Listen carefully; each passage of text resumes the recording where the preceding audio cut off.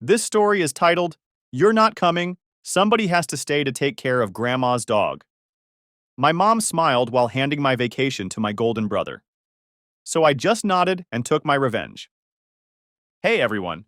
Before we jump into today's video, I need your help. We've noticed the channel is losing some traction, and subscribing is one of the best ways you can support us.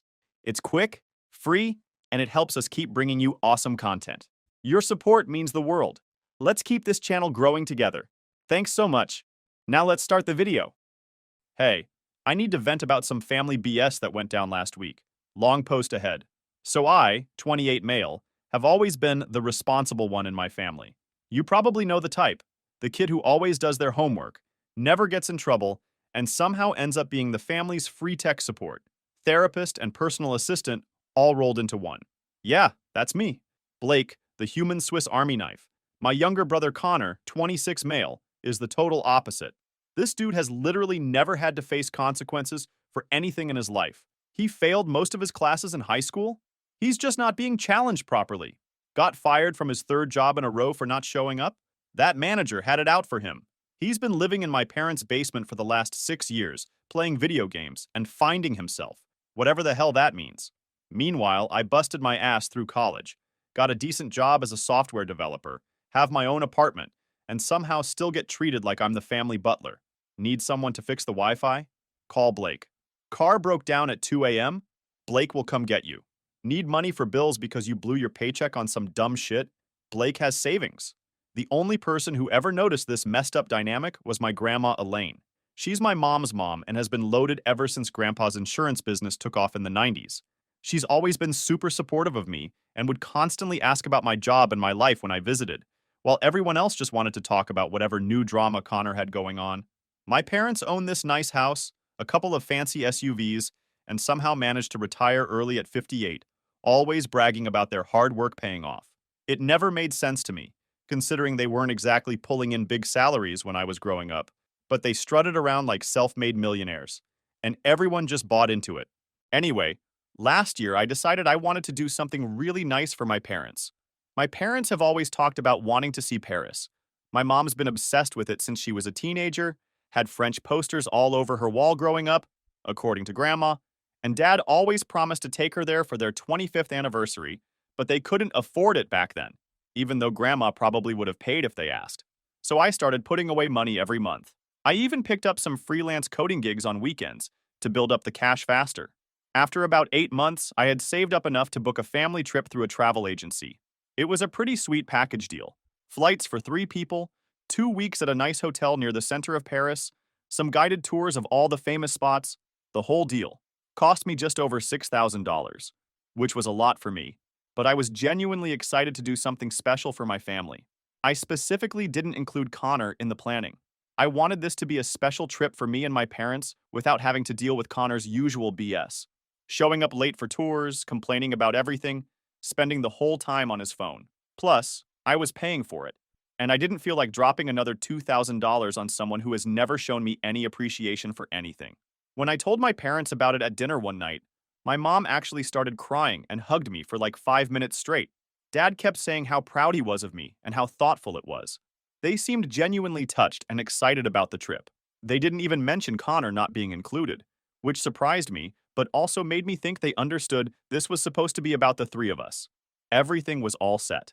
The trip was scheduled for mid-June, about 6 months after I surprised them with it.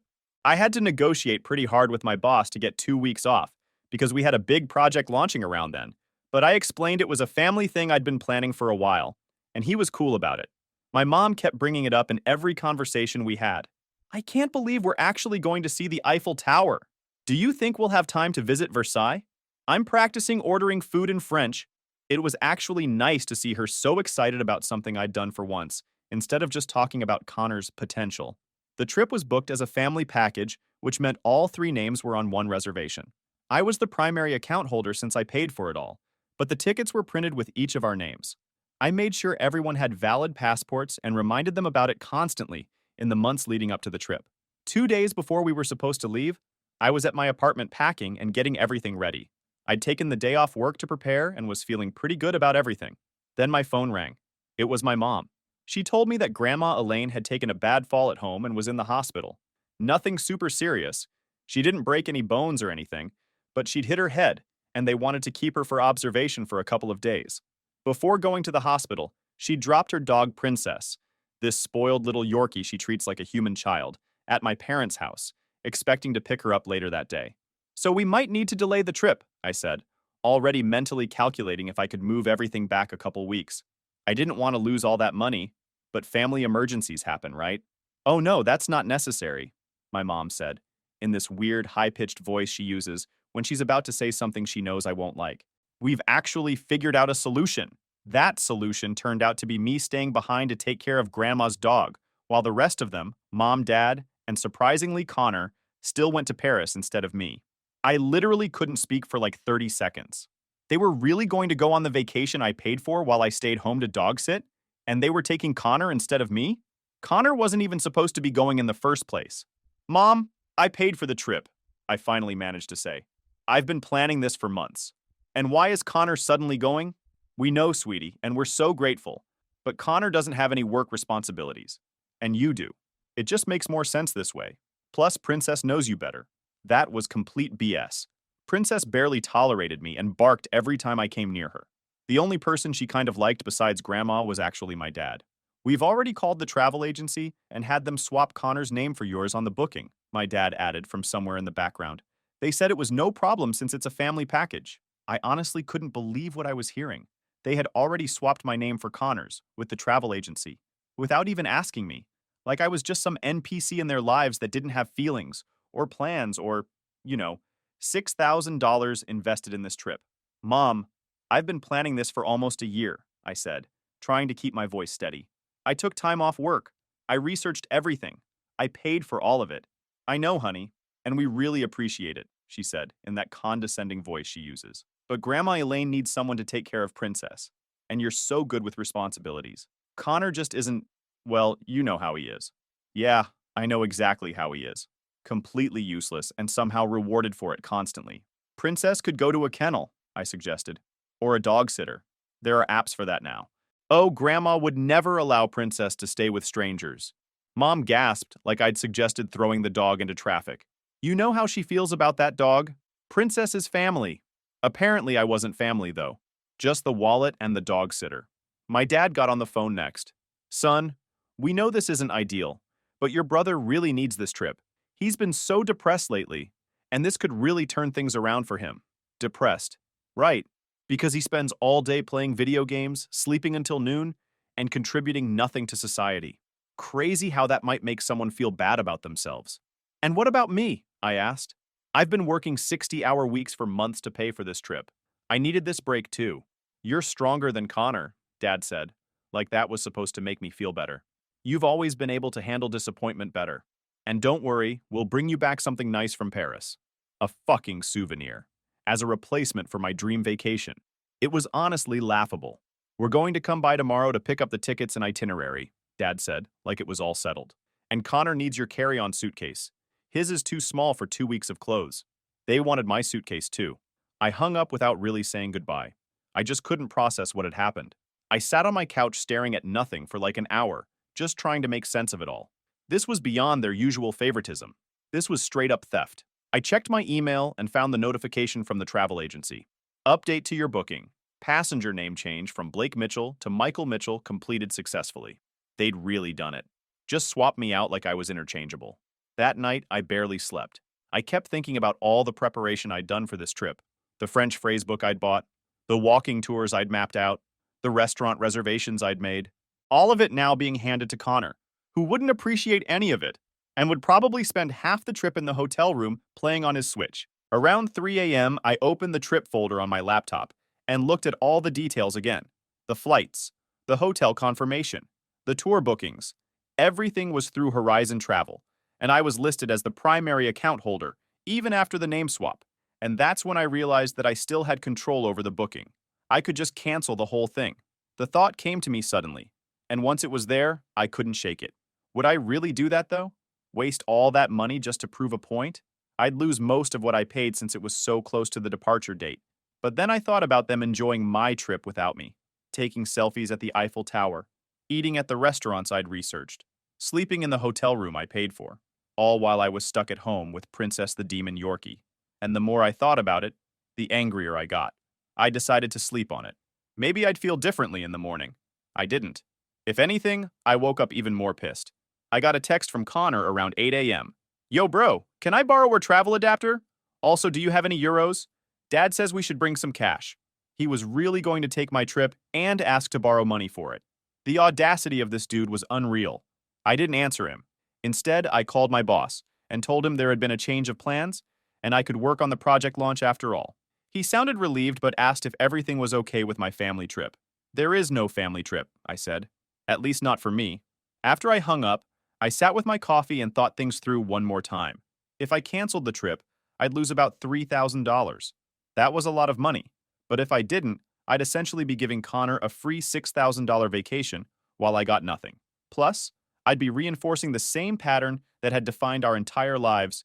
Blake the responsible one who sacrifices, so Connor the golden child can benefit. Number not this time. I called my grandma at the hospital. The nurse put me through to her room. Blake? Is that you?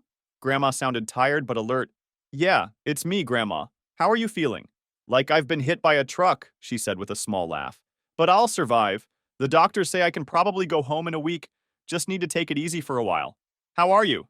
Excited about your trip? So she didn't know? Interesting. Actually, Grandma, there's been a change of plans. Mom and Dad decided that I should stay home to take care of Princess while they take Connor to Paris instead. There was a long silence on the other end of the line. They did what? Her voice was suddenly about 10 times more energetic. Yeah, they called the travel agency yesterday and had them swap my name for Connor's on all the bookings. Said you specifically wanted me to look after Princess because you trust me more. That is absolutely not true, Grandma said, sounding furious. I told your mother that Princess could stay at Happy Paws. I have an account there, and they know exactly how to take care of her. Your mother said it would be no trouble to look after her at their house. I never asked for you to stay behind. I wasn't surprised. My mom had lied to manipulate me. Again. I can't believe they would do this to you, Grandma continued. After you paid for the whole trip. This is unconscionable. Hearing her validate my feelings made something break loose inside me. For the first time since this whole mess started, I felt justified in my anger. I'm thinking about canceling the whole trip, I admitted to her. I know it's petty, but I just can't stand the thought of them enjoying this vacation that I worked so hard for. Grandma was quiet for a moment. Then she said, you know what? Do it. It's your money, your trip. If they don't respect that, why should they get to benefit from it? That was all the permission I needed. I love you, Grandma, I said. I'll come visit you tomorrow, okay? I'd like that, she said. And Blake? It's time you stopped letting them walk all over you. You deserve better than that. After we hung up, I took a deep breath, opened my laptop, and navigated to the Horizon Travel website. I logged into my account, found our booking, and clicked the Cancel Reservation button. And I did it. I actually canceled the entire trip. I sat there staring at the confirmation screen for a good 5 minutes, half expecting to feel guilty or regretful, but nope. I just felt free, like I'd finally broken some invisible chain that had been weighing me down my whole life. The email from Horizon Travel came through almost immediately. Your cancellation has been processed. A refund of $2,845.33 will be credited to your account in 7 to 10 business days. Less than half of what I'd paid. But honestly, worth every penny, just to know my family wouldn't be enjoying Paris on my dime. I didn't tell them right away. I wanted them to find out at the airport, right at that moment when they thought they were about to start their dream European vacation. Maybe that makes me petty, but after years of being the family doormat, I was done. Instead of sitting around waiting for the fallout, I decided to go visit Grandma Elaine at the hospital. I figured someone should actually be checking on her, since my parents were obviously more concerned with stealing my vacation than their own mother's health. When I got to the hospital, Grandma was sitting up in bed watching some game show. She looked smaller somehow, with a nasty bruise on her forehead, but her eyes lit up when she saw me. She immediately asked if I'd gone through with the cancellation, and when I nodded, she actually gave me a thumbs up. She has always been the only one who sees through my parents' BS. She told me stories about how my mom was always pulling the same kind of stunts with her sister growing up, taking credit for other people's work, manipulating situations to get her way, playing the victim when called out. Apparently, this kind of behavior runs deep. Then she started talking about money. She told me she'd been supporting my parents financially for years, like serious money, $4,000 a month every single month for almost a decade. Their house, their cars, their early retirement, all of it was basically funded by Grandma. They weren't successful. They were just really good at spending someone else's money. I'd known they were getting some help from her recently, but I had no idea the support was on this scale, or that it had been going on for so long. I was kind of shocked, but also not really. It explained a lot about my parents' lifestyle that never quite added up. How they could afford such a nice house when Dad's business had been just about to take off for 15 years. How they always had new cars. How they could support Connor's endless basement dwelling with no complaints about money. While we were talking, my phone started blowing up. Mom, Dad, and Connor were clearly at the airport because all of a sudden, I was getting bombarded with texts and calls. I ignored all of them. Grandma saw my phone lighting up and just smirked. After about 20 minutes, I decided to check the messages. They were exactly what you'd expect. Mom was freaking out about how there was some problem with the tickets, and the airline was saying everything had been canceled. Dad was demanding I fix this immediately, like I was their personal IT guy dealing with a router issue. I waited another 30 minutes before responding, just to let them really stew in it. I wanted them to fully experience the panic and confusion of having their plans completely derailed, just like they'd done to me. Then I sent a group text explaining that yes, I had canceled the entire trip that morning. Since I wasn't welcome on the vacation I paid for, I decided no one needed to go. And of course, the most pathetic part of the whole fiasco? Connor's reaction. Instead of being pissed, he was more annoyed that he'd actually showered, gotten dressed, and dragged his ass out of the basement for nothing. When he finally texted me later, all he said was, "Bro, seriously? You couldn't just suck it up and let me have this one thing? You're always so uptight about everything. Thanks a lot." Yeah, because clearly I was the one being selfish here. Unbelievable. I only saw his text before turning my phone off and spent another hour with Grandma. She told me she was thinking about making some adjustments to her financial arrangements with my parents. She asked if I could swing by her house to pick up her checkbook and reading glasses, said she needed to revise some things. I didn't think too much about it at the time, just agreed to help her out. That night, I gathered all the stuff I'd bought for the Paris trip, my travel adapter, the phrase book, the walking shoes I'd broken in, and packed it away in the closet. Maybe someday I'd go to Paris on my own terms, with people who actually appreciated me. I looked at my phone one last time before going to bed. My dad had sent a final message saying this wasn't over and that they'd be coming by my apartment tomorrow to sort this out. I turned off my phone completely and got the best night's sleep I'd had in months. The next morning, I went to Grandma Elaine's house to pick up the things she'd asked for. Her place is this nice ranch-style home in a fancy part of town, way nicer than my apartment. While I was in her study looking for her checkbook, I noticed some papers on her desk. Financial statements showing the regular transfers to my parents' account. It was even more money than she'd mentioned, and seeing it in black and white made me realize just how dependent my parents were on her. I found what Grandma needed and headed back to the hospital. I was just pulling into the parking lot when my dad's car screeched to a stop right next to me. He literally followed me to the hospital. I don't even know how he knew I would be there, but there he was, stomping across the parking lot towards me with that look on his face, the one that used to scare me as a kid, but now just made me tired. I grabbed Grandma's stuff from my car and walked into the hospital without waiting for him. He followed me all the way to the elevator, ranting the whole time about how I'd humiliated them at the airport.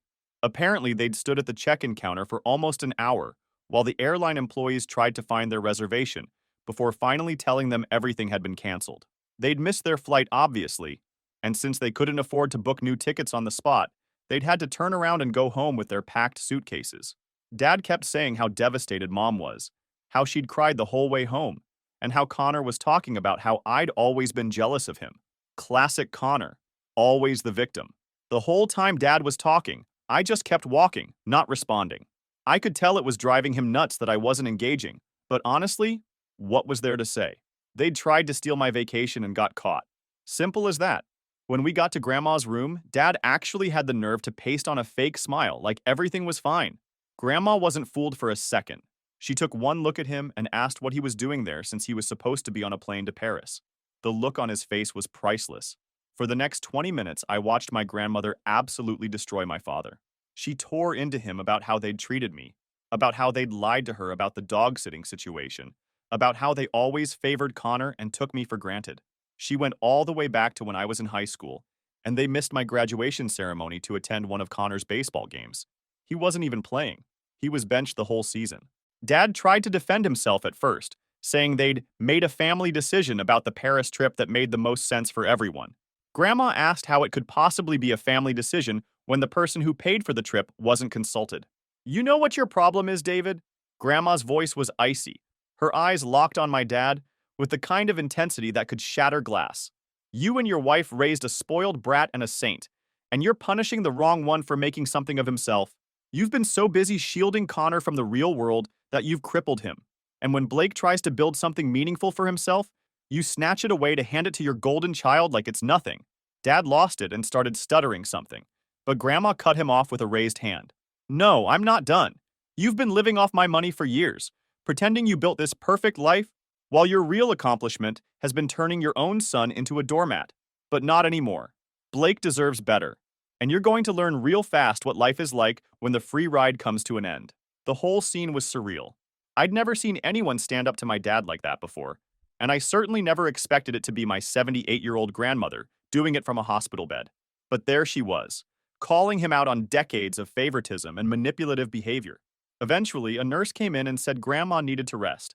Dad looked relieved to have an excuse to leave. He tried to get me to come with him, saying we needed to talk, but I told him I was staying with Grandma for a while. He left looking absolutely defeated. After he was gone, Grandma and I had a long talk about the whole situation. She told me she'd been watching how my parents treated me versus Connor for years and had tried to say something several times, but my mom would always get defensive and stop talking to her for weeks after. So Grandma had backed off, not wanting to lose touch with her grandkids. But this Paris trip thing was the last straw for her. She said she was done enabling my parents' lifestyle and Connor's laziness. That's when she showed me the letter she'd drafted to my parents, informing them that their monthly stipend was being terminated immediately. I was honestly shocked. I knew they'd been getting some money from Grandma recently, but seeing the actual numbers was something else. $4,000 a month on a regular basis? For years? And they still had the nerve to act like they'd made it on their own. No wonder they felt so entitled to my money. They'd been living off someone else's for ages. I asked if she was sure about this, and she said absolutely. She was tired of watching her money being used to create a spoiled, entitled grandson in Connor, while her hardworking grandson, me, was constantly taken advantage of. After I left the hospital, I went back to my apartment and found my mom waiting outside my door. She looked like hell, puffy eyes, messy hair, still wearing the clothes she'd planned to travel in. I nearly turned around and left, but figured I might as well get this over with. As soon as she saw me, she started going on about how heartbroken she was that I would do something so cruel to my own family. How could I embarrass them like that at the airport? I just stood there, keys in hand, waiting for her to run out of steam. When she finally took a breath, I asked her if she was done. That seemed to throw her off. She asked if I had anything to say for myself. I told her, yeah, actually I did. I told her that for my entire life, I'd been the reliable one, the one who did what was expected, the one who helped out without being asked, while Connor got away with doing absolutely nothing. And the one time, I did something special for myself and my family, they decided I wasn't important enough to be included. Mom tried to interrupt, but I wasn't having it. I told her they didn't even have the decency to discuss it with me before calling the travel agency. They just assumed I'd be fine with it, because I'd always gone along with everything before. Well, not this time. She started crying again, saying they'd only been trying to do what was best for everyone, that Connor needed the boost to his self-esteem, and I was always so capable of handling disappointment, that they knew I would understand because I was the strong one. I told her being the strong one didn't mean I was okay with being treated like crap. Being reliable didn't mean I was okay with being taken for granted, and being successful on my own didn't mean I deserved less consideration than my unemployed brother. Mom switched tactics then, saying if I was really so upset about missing the trip, they could try to reschedule it for later in the year, and I could come too. We could make it a 5-person trip. Me, them, Connor, and even Grandma if she was feeling better by then. I almost laughed. They still didn't get it. I told her it was too late for that. They'd shown me exactly where I stood in their priorities, and I'd adjusted my behavior accordingly. She said I was being dramatic, that families have misunderstandings all the time, but they work through them because that's what families do. I asked her if she'd ever considered that maybe our family didn't work like a normal family should, that maybe the way they treated me and Connor wasn't healthy or fair. I unlocked my door and told her I needed some space, that I wasn't ready to just pretend everything was fine. She tried to follow me inside, saying we needed to fix this before Dad came back, but I blocked the doorway. I told her there was nothing to fix right now. I needed time. So, it's been about 2 weeks since the whole Paris trip disaster, and things have gotten pretty wild. Grandma Elaine was discharged from the hospital 3 days after that confrontation with Dad. The doctor said she was recovering well but needed to take it easy for a while. I offered to let her stay at my place since she lives alone and probably shouldn't be climbing stairs or doing too much around the house yet. She actually took me up on it, which surprised me.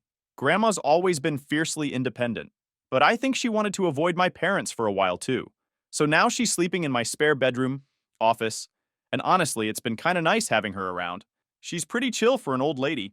The day after Grandma moved in with me, she had me drive her to her bank. She was in there for almost an hour while I waited in the car. When she came out, she looked so satisfied, like she just accomplished something major. She told me she'd officially stopped all automatic transfers to my parents' account and had changed some other financial arrangements. I didn't ask for details, but she seemed pretty happy about it. Meanwhile, my parents have been losing their minds. And since I blocked their numbers, they started emailing me nonstop. I didn't respond. About a week after the trip fiasco, I got a call from my Uncle Rob, Dad's brother. He said my parents were freaking out because Grandma wasn't answering their calls, and they'd gone by her house but she wasn't there. They were talking about filing a missing person report, which was ridiculous because she was literally just staying at my place. I told Rob that Grandma was fine and staying with me while she recovered from her fall. He seemed relieved, but also confused about why nobody had told my parents. I explained the whole Paris trip situation to him, and to his credit, he was totally on my side. He said he'd always thought my parents favored Connor too much, but it wasn't his place to say anything. He promised to let my parents know Grandma was safe but wouldn't tell them where she was staying if we didn't want him to. The next day, my mom showed up at my apartment again. She looked totally frazzled, like she hadn't slept in days. When I opened the door, she tried to rush past me to get inside, but I blocked her way. I wasn't letting her ambush Grandma, who was still recovering. Mom kept saying she needed to speak to her mother urgently about a financial matter. I told her Grandma didn't want to see them right now and was resting. Mom's face got all red and blotchy, like it does when she's about to throw a tantrum. She demanded to know what lies Grandma had been telling me about them. I just laughed. I told her Grandma hadn't needed to tell me anything. I'd figured out years ago that they favored Connor over me. The difference was that now I was done accepting it. Mom started crying, again, and saying I was tearing the family apart over one little misunderstanding about a vacation. I told her she needed to leave, and if she showed up unannounced again, I wouldn't open the door. She looked shocked, like she couldn't believe I was setting an actual boundary. She left eventually, but not before saying that Dad wanted to talk to me man to resolve this. I closed the door without responding. After a couple of weeks, my family went silent. I was surprised that Dad didn't push hard. Around that time, I got an email from Connor. First time he'd reached out directly instead of just being copied on Mom and Dad's messages. It was pretty much what I expected. How I'd ruined everything. How Mom was crying all the time. How Dad was stressed out about money. But there was something else too. A note of panic I hadn't heard from him before. He wrote that Dad had told him he needed to find a job within the month, or start paying rent. That they were putting the house on the market and moving to a smaller place. That they couldn't afford to support him anymore. It was happening. They were finally facing reality after decades of living beyond their means on Grandma's dime. And Connor was finally being told he needed to grow up and support himself. The email ended with Connor asking if he could crash at my place for a while if things got bad at home. The absolute nerve of this guy. After everything that had happened, he still thought he could use me as his backup plan. I didn't respond. I showed the email to Grandma, though, and she just nodded, like this was exactly what she expected to happen. That night, I felt weirdly lighter, like some heavy weight I'd been carrying for years had been lifted. My family was a mess, yes, but for once, I wasn't the one trying to clean it up. For once, they were facing the consequences of their own actions, without me rushing in to fix everything. And it felt really, really good. I'm currently planning a solo trip to Tokyo for next spring. No family, no drama, just me exploring a city I've always wanted to visit. I might invite Grandma Elaine to come if she's feeling up to it, but she says she's more of a European traveler and doesn't want to fly that long. And of course, because the universe has a twisted sense of humor, Connor's still blowing up my phone every couple of days. His texts are like a broken record at this point. Connor. Yo bro, can I stay with you for a bit? Things are bad here. You know how Mom and Dad get when they're stressed. Connor. Bro, come on. Just a couple of weeks. I'll crash on the couch. I swear I'll get a job this time. Connor. Dude, stop ignoring me. Seriously. You're being an asshole. I finally replied today. Just one sentence. Karma's a bitch, huh? No response yet. But I'm not holding my breath. I get that some people might think I overreacted over one incident, But it wasn't just the trip. It was years of being the reliable son who never got the same consideration his lazy brother did. It was watching my parents favor Connor over and over while taking me for granted. The Paris thing was just the final straw. I don't know if my relationship with my parents will ever be repaired. Maybe someday, if they can genuinely understand what they did wrong and apologize without excuses. But I'm not holding my breath. In the meantime, I'm focusing on my own life for once, building my career, spending time with people who actually value me, planning trips that no one can take away from me. And it feels pretty damn good. Maybe the biggest lesson in all this is that sometimes you have to let go of the people who don't appreciate you, even if they're family, especially if they're family. Because if the people who are supposed to love you the most treat you the worst, what's even the point?